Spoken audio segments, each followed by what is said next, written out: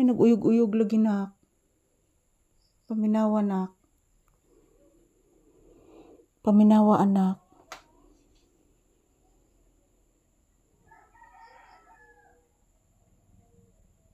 Yan po guys, nagmamatsyag pa rin kami guys. Kasi hindi po biro mga palangga, yung malakas ang lindol guys, yung bahay biglang gumuho. Maraming mga bahay dito guys na gumuguho sa ibang lugar dito. Northern Cebu, Philippines. Kasi ang lakas ng lindol dito guys, 6.9 magnitude. At din ang kanyang intensity is 7. Sobrang lakas po mga palangga. September 30 to siya ni-occur ang earthquake guys. And then, October 12 or 11 ba to mga palangga? Gibalikan na sa kuso guys, 6.0. Grabe ang among nervyos diri mga palangga og trauma. Munang ari na jud may matulog diri guys. Kasi malapit lang yan sa pintuan. Grabe mga palangga oy. Di lalim among trauma diri guys pero laban lang gihapon may mga palangga kay naamay Panginoon nagtan-aw namo guys. Naman si Lord. Nagbantay namo si Lord mga palangga. So ayan. Manang ari ra ko na rin matulog mga palangga pero ang uban guys na jud sa gawas natulog.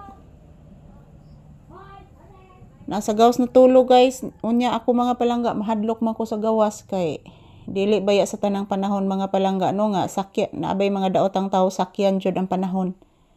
Munang ari na lang jud ko sa sulod sa balay kay in kaso og maglinog og balik guys makagawas dayon ko diri dinha mga palangga. So ayan mga palangga hanggang ngayon guys takot pa rin ako mga palangga sa lindol kami ni Papi. Imagine guys 6.9 magnitude happened September 30 and then October 11 or 12 ba to gipaluapan og 6.0 guys. So sobrang nervyos at sobrang trauma po ang aming naranasan dito guys. Until now guys, the aftershock is continue. So ayan, pati si Papi guys natutrauma. So ayan, nandyan man ang Panginoon mga palangga, so laban pa rin tayo. Kasi binabantayan po tayo ng Panginoon. So thank you guys. Ayan, pinagdasal ko po kayo na bigyan po kayo ng maraming blessings lahat ng aking mga viewers at subscribers.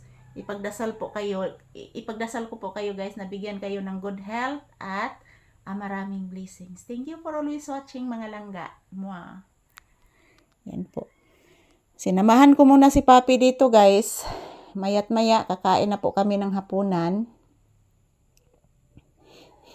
So medyo bumabalik na po yung gana ko sa pagkain guys, po hindi pa masyado. Yan, pati po si Papi hindi pa masyadong gana niya sa pagkain. So, ani na lang gini mga palangga kay grabe gid among trauma diri sa lino guys, di matabang ang among trauma diri mga palangga. Ha? Wala ay bless mama bi. Oy taga santo. Pinanggo ko ning mama oy. Sarunak.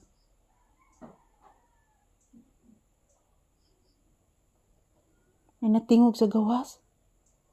Paminawa. Kabati ka? May natingog sa gawas iho. Paminawa iho. May natingog iho. Ayan, ito lang po muna ang aking update ni Papi guys. Magandang hapon po sa ating lahat. I love you all. Ayan, thank you for always watching everyone.